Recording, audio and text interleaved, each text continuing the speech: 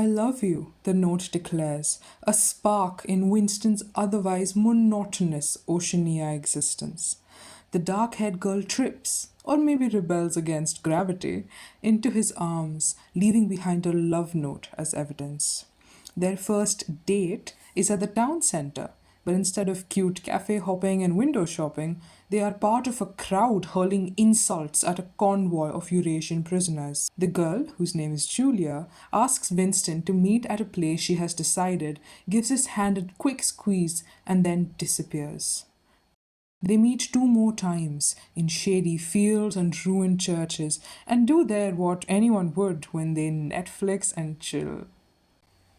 The next time they meet, it is in the room in the antique shop that Winston rented out from the owner, Mr. Charrington. Julia arrives there with real coffee and sugar, a luxury reserved for party elite. Much better than the caffeinated mud water that the rest of the citizens have to drink.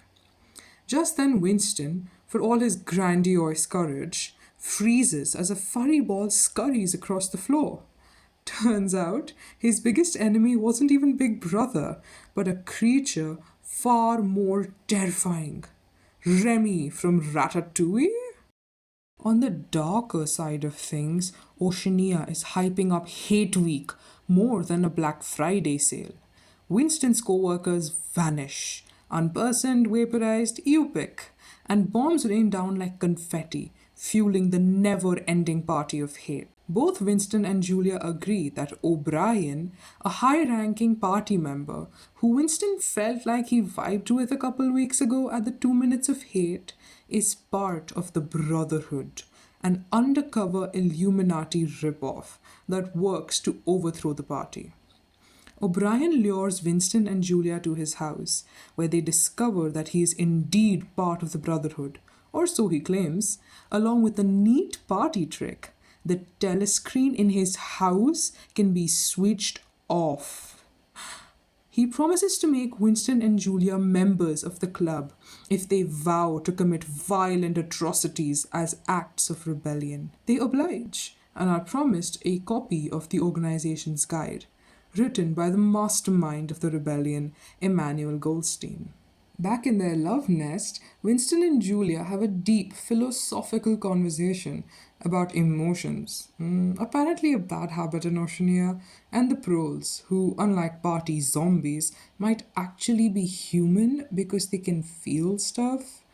They decide that even if the party tortures them into confessing everything, their love remains untouchable. After all, the real betrayal would be to stop loving each other, right? Famous last words in Oceania.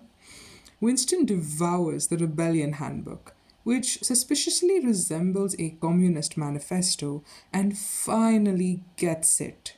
How the party controls everything, rewrites history, and keeps everyone in a mental pretzel twist with doublethink. Well, everything except for why they do it. But hey, knowledge is power, right?